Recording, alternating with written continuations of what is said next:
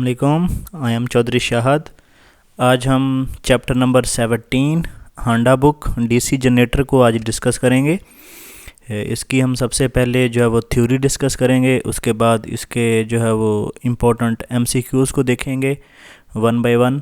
तो इस तरह जो है वो ये हमारा चैप्टर कंप्लीट हो जाएगा। और इसी तरह हमारे इस चैनल पे आपको हांडा बुक के जितने भी चैप्टर्स हैं, बेसिक इलेक्ट्रिकल के हों, capacitor, inductor, transformer, DC motor, DC generator, और इसी तरह जो है वो ट्रांसमिशन लाइंस, प्रोटेक्शन और इलेक्ट्रॉनिक्स के जो है वो लेक्चर आपको मिलेंगे। तो आप जो है वो चैनल को सब्सक्राइब कर लें और बेल आइकन को प्रेस कर लें ताकि आने वाली वीडियोस का नोटिफिकेशन आपको मिल सके।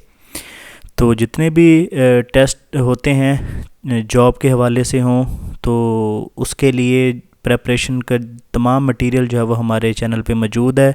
आप जो है वो जो चैनल की प्लेलिस्ट है उसको विज़िट करें, आपको हर तरह के जो है वो लेक्चर्स आपको यहाँ पे मिल जाएंगे। तो सबसे पहले डीसी जनरेटर, इसकी थ्योरी डिस्कस करते हैं। डीसी जनरेटर होता क्या है? Basically DC generator DC generator converts mechanical energy into electrical energy. हमें पता है कि आमतौर पे जनरेटर क्या काम करता है कि मैकेनिकल एनर्जी को इलेक्ट्रिकल एनर्जी में कन्वर्ट करता है। It usually driven by some source of mechanical power. कोई ना कोई हम इंजन कनेक्ट कर देते हैं जो वो जनरेटर के साथ, चाहे वो पेट्रोल इंजन हो या डीजल इंजन हो या स्टीम टरबाइन हो या गैस टरबाइन हो, some source of mechanical power. तो वो उसको क्या करता है, वो इलेक्ट्रिकल में कन्वर्ट कर देता है। डीसी जनरेटर में क्या होता है? अच्छा, ये कॉन्सेप्ट आपने याद रखना है। ये वैसे एमसीक्यूज़ तो बीएल थराजा में आएगा, तो मैं यहाँ पे आपको बता दूँ कि जनरेटर जो भी होता है वो प्रोड्यूस एसी ही करता है, ठीक है। और एसी को हम कन्वर्ट किस तरह करते हैं, क्योंकि हमारे जो डीसी जनरेटर होते हैं इस पे कम्यूटेटर्स लगे होते हैं, और commutators act as a rectifier, क्योंकि वो एसी को डीसी में कन्वर्ट करते हैं। तो इसलिए जो वो हम उसको डीसी जनरेटर बोलते हैं। अगर हमारे जो वो जनरेटर पे कम्यूटेटर नहीं लगे होंगे तो जो है वो हमारा जनरेटर एसी जनरेटर हो जाएगा, ठीक है। तो जनरेटर हमेशा जनरेट एसी करता है, उसको हम कम्यूटेटर की मदद से डीसी में कन्वर्ट कर देते हैं। अच्छा, उसके बाद आ जाता है कि इंड्यूस वोल्टेज। जो हमारा डीसी जनरेटर है उसमें जो वोल्टेज इंड्यूस होते हैं वो ई है। इसका ये रिलेशन यहाँ पे लिखा हुआ है कि जो आपका EMF induce in armature coil is proportional to the rate of change of flux linkage. आपकी जो ईएमएफ इंड्यूस होती है आपके जो जनरेटर में, क्योंकि हम जो डीसी जनरेटर है इसकी जो आउटपुट है वो हम आर्मेचर से लेते हैं, ठीक है। और जो फील्ड प्रोड्यूस करवाते हैं वो हम जो है वो इसके स्टेटर से करवाते हैं, और आउटपुट हम जो है वो आर्मेचर से लेते हैं।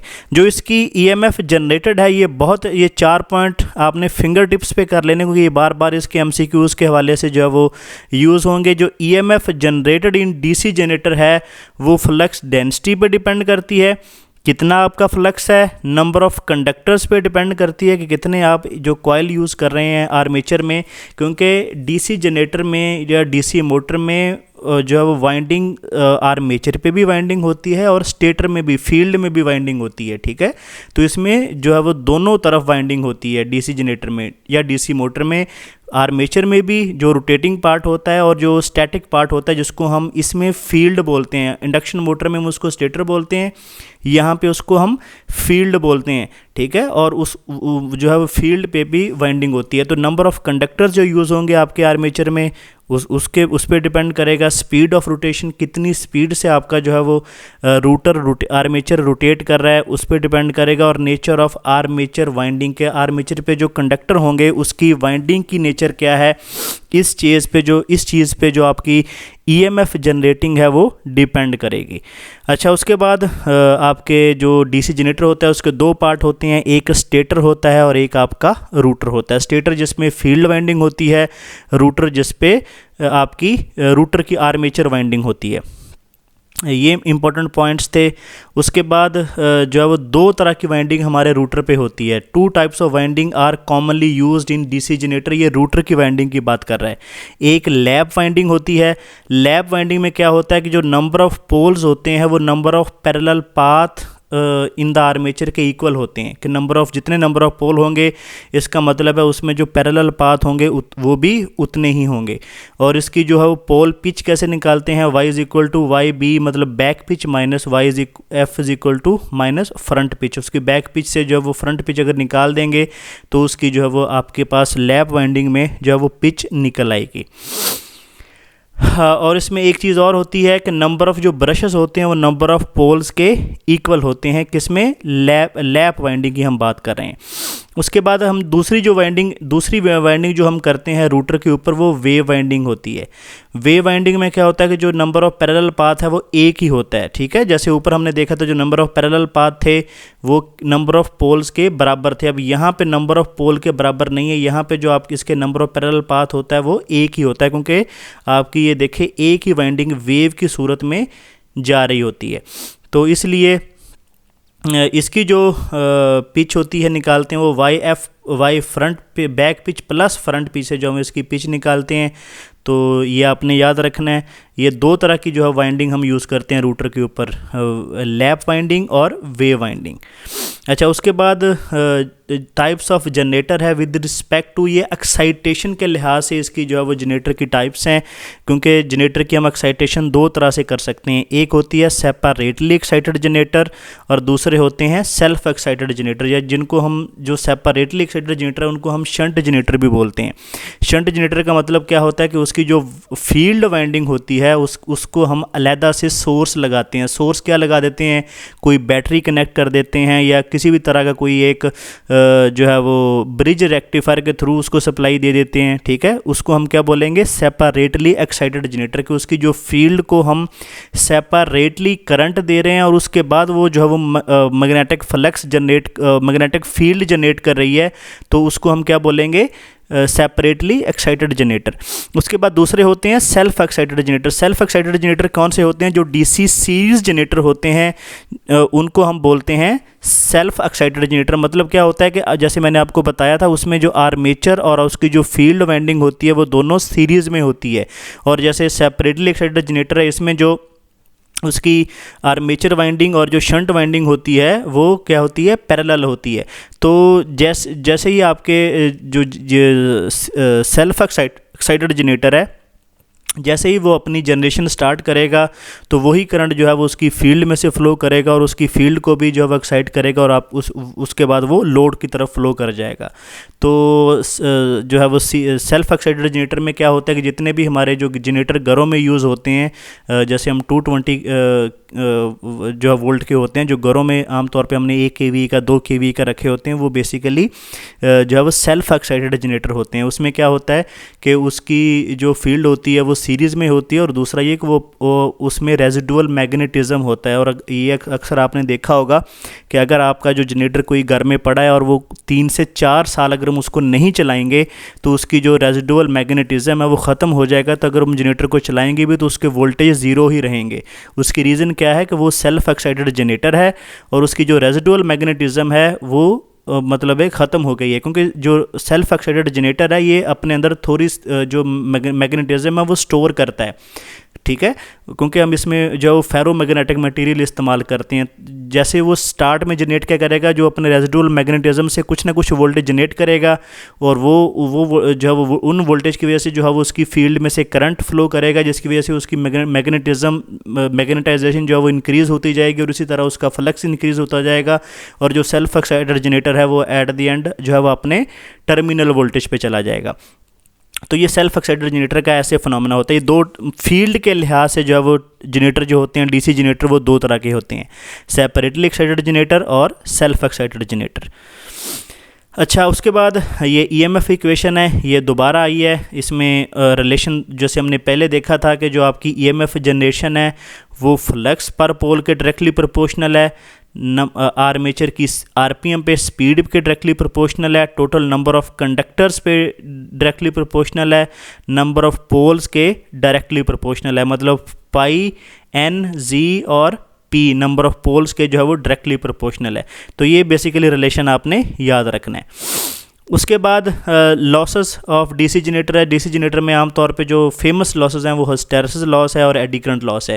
हिस्टैरिसीस लॉस आपको पता है कि जो क्योंकि इसमें फील्ड होता है और जो है वो उसकी मैग्नेटाइजेशन और डी मैग्नेटाइजेशन की वजह से जो है वो उसमें लॉस होता है, हिस्टैरिसीस लॉस उसको हम बोलते हैं। और एडी करंट लॉस क्या होता है कि जो फील्ड होता है आपका, मेन फील्ड होता है जनरेटर का, वो जो है वो दूसरे मैग्नेटिक पार्ट्स को भी कट करता है, उसमें जो है वो करंट इंड्यूस होता है, तो उस कोर को भी कट करता है, तो उसमें भी करंट इंड्यूस होता है। तो उस करंट इंड्यूस होने की वजह से जो है वो लॉस होता है, उसको हम एडी करंट लॉस बोलते हैं।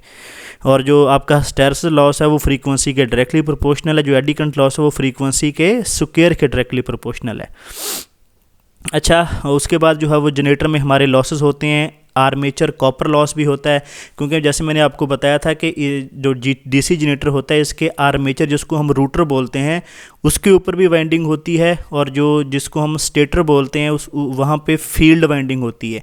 तो क्योंकि आर्मेचर में भी कंडक्टर होते हैं, तो इसलिए जो वो कंडक्टर में जो लॉस होगा उसको, कि कंडक्टर की कोई ना कोई रेजिस्टेंस होती है, I²R लॉस होता है, तो उसमें जो लॉस होगा वो होगा कॉपर लॉस। क्योंकि इसमें ये होता है कि जो हैवी वाइंडिंग होती है वो आर्मेचर में होती है, फील्ड की वाइंडिंग जो होती है वो जस्ट थोड़ी होती है, और उसमें जो उसका क्रॉस सेक्शनल एरिया वो छोटा होता है और नंबर ऑफ टर्न्स ज़्यादा होती हैं, तो लिहाजा फील्ड वाइंडिंग की जो रेजिस्टेंस है वो बहुत कम होती है।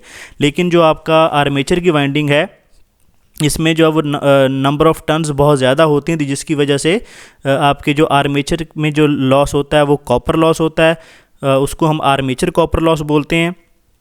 जो फील्ड के कंडक्टर की वजह से लॉस होता है उसको हम फील्ड कॉपर लॉस बोलते हैं।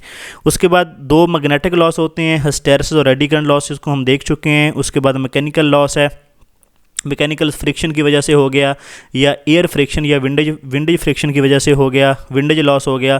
तो ये मैकेनिकल दो तरह के लॉस इसमें पाए जाते हैं। उसके बाद एक और है ओवरऑल एफिशिएंसी, जो हमारे जनरेटर की होती है वो mechanical efficiency multiply by electrical efficiency का जो प्रोडक्ट होती है। ओवरऑल एफिशिएंसी अगर निकालनी, कोई जैसे एक शॉर्ट सा न्यूमेरिकल अक्सर आ जाता है कि वो उसमें इलेक्ट्रिकल एफिशिएंसी दे देता है और मैकेनिकल एफिशिएंसी देता है, और वो बोलता है कि जो आप जनरेटर की एफिशिएंसी निकालो तो आप सिंपल उसको मल्टीप्लाई कर देंगे तो आपके पास ओवरऑल एफिशिएंसी आ जाएगी किसी भी मशीन की।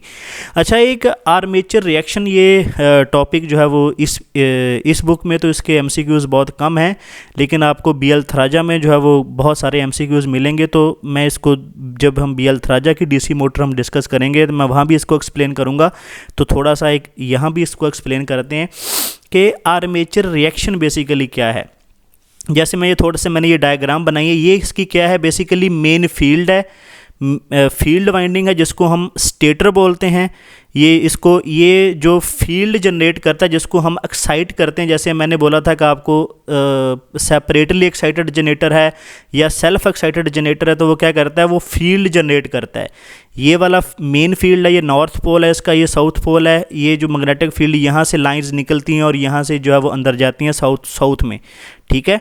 और ये क्या होता है, ये हमारा रूटर है जिसमें आर्मेचर वाइंडिंग है। इसमें क्या होती है, फील्ड वाइंडिंग। ये आपका स्टेटर है, ये आपका रूटर है जिसपे क्या है, आर्मेचर वाइंडिंग है जिसके ऊपर, ठीक है। जिसको हम, जैसे हमने देखा था कि आर्मेचर में दो तरह की वाइंडिंग होती है, लैप वाइंडिंग और वेव वाइंडिंग। अब क्या होता है कि हमें पता है कि किसी भी कंडक्टर में अगर करंट इनवर्ड जा रहा हो तो वो as a north pole act करना शुरू कर देता है, और अगर किसी कंडक्टर में करंट बाहर आ रहा हो, आउटवर्ड आ रहा हो, जैसे ये इनवर्ड जा रहा है, ये आउटवर्ड आ रहा हो, तो वो as a south pole act करना शुरू कर देता है। अब इसमें फिनोमेना क्या होता है कि क्योंकि यहाँ भी करंट फ्लो कर रहा है तो यहाँ भी एक फील्ड पैदा हो रहा है, आपके आर्मेचर कंडक्टर में भी। ये मेन फील्ड तो आपका जो फील्ड वाइंडिंग है उसकी वजह से है। अब ये जो आपका आर्मेचर का फील्ड है, ये जो मेन फील्ड को डिस्टर्ब करता है, इसको हम आर्मेचर रिएक्शन बोलते हैं, ठीक है। ये मैंने आपको मतलब इसका कॉन्सेप्ट समझा दिया कि जो आर्मेचर के कंडक्टर हैं इसमें भी करंट फ्लो करता है, तो क्या होता है कि वो जो आर्मेचर कंडक्टर है उसके अराउंड भी एक फील्ड पैदा होता है। वो जो आर्मेचर कंडक्टर का जो फील्ड है वो आपके मेन फील्ड को डिस्टर्ब करता है, तो इस फिनोमेना को हम क्या बोलते हैं, आर्मेचर रिएक्शन बोलते हैं। अब इसकी थ्योरी पढ़ते हैं। The conductor of DC generator carry current, जैसे जो आपका ये आर्मेचर कंडक्टर की बात कर रहा है। व्हेन जनरेटर इज लोडेड, जब जनरेटर लोड पे होता है तो आपका जितना भी करंट सप्लाई होता है वो आपके आर्मेचर कंडक्टर से जो है वो सप्लाई होता है। We also know that current carry conductor produce magnetic flux of its own, जो आपके क्योंकि ये जिसमें आपके आर्मेचर के कंडक्टर हैं इसमें करंट फ्लो करता है, तो इसकी वजह से भी एक जो है वो फ्लक्स पैदा होता है, ठीक है। This flux affect the main flux of the generator, जो आपका ये मेन फील्ड वाइंडिंग का जो फ्लक्स है, ये इसका जो फ्लक्स आर्मेचर कंडक्टर का जो फ्लक्स है वो मेन फ्लक्स को इफेक्ट करता है। The effect of magnetomotive force set up by armature current on the distribution of flux under the main flux is termed as armature reaction, के जो आपके आर्मेचर कंडक्टर के फ्लक्स का जो रिएक्शन है वो जो है वो मेन फ्लक्स के ऊपर जो होता है उसको हम आर्मेचर रिएक्शन बोलते हैं। अब ये जो इफ़ेक्ट होता है वो होता कैसे है, अब ये देखें। इसकी बेसिकली 3 तरह का ये इफेक्ट पैदा करता है मेन फील्ड को।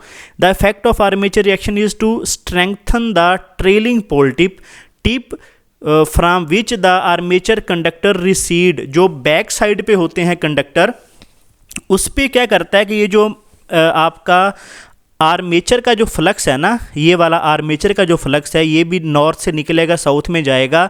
ये क्या करेगा, जो आपकी ट्रेलिंग पोल टिप होगी ना वहाँ पे क्या करेगा, मेन फील्ड को इंक्रीज़ कर देगा। मतलब क्या करेगा, ऐड अप हो जाएगा। मतलब क्या था कि वहाँ पे अगर आपका जो मेन फील्ड है वो 10 था और ये जो आपका आर्मेचर कंडक्टर का जो फील्ड है वो 2 है, तो टोटल कितना वहाँ पे हो जाएगा, ट्रेलिंग पोल टिप पे वो 10 + 2 12 हो जाएगा। और demagnetising the leading pole tip, और जो लीडिंग पोल टिप पे क्या करेगा, ये जो आपका आर्मेचर का जो फील्ड है वो मेन फील्ड को डीमैग्नेटाइज करेगा, मतलब उसको कम कर देगा। मतलब अगर ये 2 वेबर था और ये 10 वेबर है तो क्या करेगा, फ्लक्स को 10 - 2 ये 8 वेबर कर देगा। मतलब ट्रेलिंग पोल टिप पे ये जो है फ्लक्स को इंक्रीज़ कर देता है और लीडिंग पोल टिप पे जो फ्लक्स को ये रिड्यूस कर देता है, ठीक है। जो आपका आर्मेचर रिएक्शन की वजह से जो है वो आपका ये आर्मेचर में जो फ्लक्स फील्ड पैदा होता है वो आपके मेन फील्ड को ट्रेलिंग एजेस पे क्या करता है, इंक्रीज़ कर देता है, और जो है वो लीडिंग में जो है वो पोल टिप पे क्या कर देता है, रिड्यूस कर देता है, मतलब डीमैग्नेटाइज कर देता है। The armature MMF can be resolve into 2 components which one component phase opposite to the field, जो अपोजिट होता है फील्ड के वो उसको डीमैग्नेटाइजेशन कंपोनेंट बोलते हैं, और other component is at right angle to the field MF, उसको हम क्रॉस मैग्नेटाइजिंग कंपोनेंट बोलते हैं, जो राइट एंगल पे होगा, और जो in the direction of main field होगा उसको हम मैग्नेटाइजिंग कंपोनेंट बोलते हैं। जैसे कि हमने जो है वो यहाँ पे लिखा था कि वो स्ट्रेंथन करता है, इसको हम मैग्नेटाइजिंग भी बोलते हैं, ठीक है। यहाँ पे मैग्नेटाइजिंग करेगा, जहाँ पे राइट एंगल पे होगा वहाँ पे उसको हम क्रॉस मैग्नेटाइजिंग बोलते हैं। जब राइट एंगल पे होगा तो यहाँ पे इसने क्रॉस मैग्नेटाइजिंग का नहीं लिखा, जब ये राइट एंगल पे होगा ना जिस पॉइंट पे, उसमें क्रॉस मैग्नेटाइजिंग करेगा। क्रॉस मैग्नेटाइजिंग का मतलब क्या है कि ये उसको डिस्टॉर्ट कर देगा, क्योंकि आपको पता है कि जो फील्ड होती हैं, लाइन ऑफ फील्ड होती हैं, वो एक ख़ास डायरेक्शन से जो है वो नॉर्थ से साउथ की तरफ जाती हैं। तो जब ये क्या करेगा, उसमें डिस्टॉर्ट करेगा। जब ये डिस्टॉर्ट करेगा मेन फील्ड को तो जो आपका फील्ड लॉस है वो इंक्रीज़ हो जाएगा, ठीक है। ये डिस्टॉर्टिंग की वजह से क्या होता है कि आपका जो फील्ड का फ्लक्स का लॉस है, ठीक है, वो इंक्रीज़ हो जाता है, क्योंकि उसकी जो डायरेक्शन होती है वो डिस्टर्ब हो जाती है। अच्छा, डीमैग्नेटाइजिंग एट पोल टिप, इसमें क्या होता है कि एक्स्ट्रा एम्पेयर टर्न्स, जहाँ पे फिर हम क्या करते हैं, क्योंकि इसने ट्रेलिंग पे क्या कर दिया, फ्लक्स को इंक्रीज़ कर दिया, और लीडिंग पे क्या कर दिया, रिड्यूस कर दिया। अब हमने फ्लक्स को क्या करना है, बैलेंस करना है। उसको बैलेंस करने के लिए हम क्या करते हैं, एक extra ampere turns are added to the main field winding to compensate the demagnetising effect of armature reaction. और इसको जो जैसे इसने क्या किया था, डीमैग्नेटाइज किया था किस में, लीडिंग पोल टिप पे, तो वहाँ पे हमने क्या किया कि एक्स्ट्रा हम एम्पेयर टर्न्स जो है वो ऐड कर देते हैं। इसको हम इंटरपोल वाइंडिंग बोलते हैं, ठीक है। ये आगे एमसीक्यूज आएगा, ये ज़्यादातर रिपीट करता है बीएल थराजा में, तो वहाँ पे ये आएगा कि ये जो डीमैग्नेटाइजिंग का जो इफेक्ट है इसको हम रिमूव करने के लिए क्या करते हैं, extra number of turns add करते हैं, और उस वाइंडिंग को क्या बोलते हैं, इंटरपोल वाइंडिंग, ठीक है। और देन है क्रॉस मैग्नेटाइजिंग। क्रॉस मैग्नेटाइजिंग के लिए जो भी हम जो है वो extra number of turns add करते हैं। और ये एक ये है, एक ये टर्म बहुत ज़्यादा जो है वो MCQs बहुत दफ़ा आता है कि इलेक्ट्रिकल डिग्री और मैकेनिकल डिग्री जो है वो, ये sometimes lead angle is given in electrical degree in which case of degree mechanical. इसमें इलेक्ट्रिकल डिग्री और मैकेनिकल डिग्री का जो है वो होता है, जो इसमें कॉन्सेप्ट को electrical degree is equal to mechanical degree pole divided by 2। अगर हम पोल्स को 2 से डिवाइड करेंगे तो क्या होगा कि, और इलेक्ट्रिकल डिग्री जो है वो मैकेनिकल डिग्री के बराबर हो जाएगी। अच्छा, अगर हम इसमें 2 पोल यूज़ करेंगे, P इज़ इक्वल टू 2 हो जाएगा, 2 से कैंसिल हो जाएगा, तो आपकी जो इलेक्ट्रिकल डिग्री है वो मैकेनिकल डिग्री के बराबर हो जाएगी। तो ये इलेक्ट्रिकल डिग्री और मैकेनिकल डिग्री का जो रिलेशन है ये आपने याद रखना है। ये MCQs बहुत दफ़ा पूछा जाता है, ये आगे भी रिपीट होगा MCQs में भी, तो यहाँ भी देख लें इसको। अच्छा, इसके MCQs स्टार्ट करते हैं। सबसे पहले कि MCQs नंबर 1 है, in lap winding the number of brushes is equal to, जैसे हमने देखा था कि जो लैप वाइंडिंग है उसमें जो नंबर ऑफ पैरेलल पाथ है वो किसके इक्वल थे, नंबर ऑफ पोल्स के। तो इसमें जो ब्रश होंगे वो भी equal to number of poles के होंगे, क्योंकि जितने पैरेलल पाथ होते हैं उतने ही नंबर ऑफ हमें ब्रश रिक्वायर्ड होते हैं। उसके बाद MCQs नंबर 5 है, यहाँ पे जितने जो मैं MCQs स्किप कर रहा हूँ उसका मतलब है वो MCQs इंपॉर्टेंट नहीं है, तो उनको आपने नहीं करना, वो किसी भी टेस्ट में आपको नहीं मिलेंगे। ठीक है, जो MCQs इंपॉर्टेंट है हमने वही कवर किए और वही बार बार जो है वो टेस्टों में रिपीट होते हैं। अच्छा, MCQs नंबर 5 है, the rotor of DC machine is usually supported by in, ये बाल और रूलर बेरिंग जो है वो सपोर्ट होता है। अच्छा, MCQs नंबर 6 है, each commutator segment is connected to the armature conductor by means of, ये हम जो कम्यूटेटर सेगमेंट होता है जो मैंने आपको बताया था, कम्यूटेटर क्या करता है, क्योंकि जनरेटर में जो प्रोड्यूस होती है वो AC होती है, उसको DC में कन्वर्ट करने के लिए हम कम्यूटेटर लगाते हैं, और कम्यूटेटर के साथ जो आर्मेचर कंडक्टर आगे कनेक्ट होते हैं वो कॉपर लग्स की वजह से कनेक्ट होते हैं। उसके बाद है MCQs नंबर 7 है, 2 layer lap wound 4 pole generator with 6 coil which will have the pole pitch of, ये इसकी जो पोल पिच होगी वो 8 होगी। ये हम जो है वो न्यूमेरिकल करेंगे इसके बाद, जब हम DC मोटर के जो है वो चैप्टर करेंगे तो वहाँ पे जो है वो न्यूमेरिकल ये आ जाएगा, वहाँ पे मैं आपको ये करवा दूंगा। ठीक है, इसका आंसर आएगा 8। अच्छा, उसके बाद है MCQs number 9, dummy coil in generator are provided, जो डमी कॉयल होती है mechanical balance in the rotor. अब डमी कॉयल क्या होती है, जैसे हमारे अगर किसी ने जो है वो प्रैक्टिकली रूटर देखा हो तो आमतौर पे जो हमारे पास रूटर इस्तेमाल होते हैं वो कोई 16 स्लॉट का होता है, कुछ जो है वो 24 स्लॉट्स का होता है, कोई 26 स्लॉट का होता है। अब अगर हमारे पास, अगर फ़र्ज़ किया कि हमारे पास 16 स्लॉट का रूटर है और उसमें हमने या लैप वाइंडिंग की है या वेव वाइंडिंग की है, तो क्या हुआ कि हमारे पास कुछ स्लॉट जो है वो खाली बच गए। वहाँ पे हमारी जो मेन फील्ड वाइंडिंग आर्मेचर की जो वाइंडिंग है वो उसकी वहाँ पे ज़रूरत नहीं थी, कुछ जो स्लॉट खाली बच गए।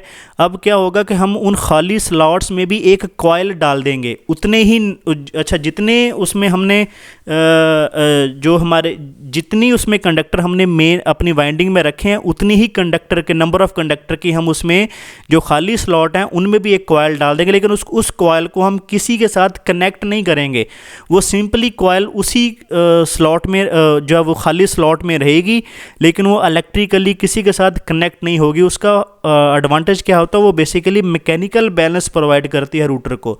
अगर हम वो कॉयल यूज़ नहीं करेंगे तो क्या होगा कि जो खाली साइड है, जो खाली स्लॉट्स हैं, जिस साइड पे वो जो रूटर की साइड है वो हो जाएगी, उसका वेट कम हो जाएगा। दूसरी जितनी भी स्लॉट्स हैं जिसमें रूटर के अंदर जो हमने कॉयल यूज़ की है तो उसका जो वेट है वो इंक्रीज़ हो जाएगा, जिसकी वजह से जो आपके रूटर में अनबैलेंस आ जाएगा। जो अनबैलेंस की वजह से क्या होगा, आपका जो बैरिंग है उसमें जो है वो एक्स्ट्रा लोड आ जाएगा और आपका जो बैरिंग है वो डैमेज होता रहेगा बार बार। तो उसको हम मैकेनिकली बैलेंस करने के लिए जो जितने भी हमारी खाली स्लॉट्स होंगे उसमें हम एक कॉयल एक्स्ट्रा डाल देंगे, जिसको हम डमी कॉयल बोलेंगे, लेकिन उसको क्या करेंगे, हम इलेक्ट्रिकली किसी के साथ कनेक्ट नहीं करेंगे। ठीक है, उसको हम डमी कॉयल बोलते हैं।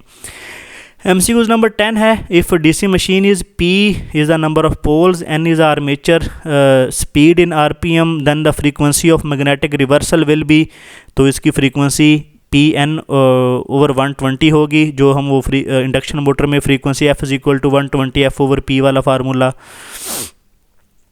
चलें जो अब रिमेनिंग MCQs हम पार्ट 2 में डिस्कस करेंगे। तो पार्ट 2 के लिए जो हमारी नेक्स्ट वीडियो है उसको जो है वो ज्वाइन कीजिएगा।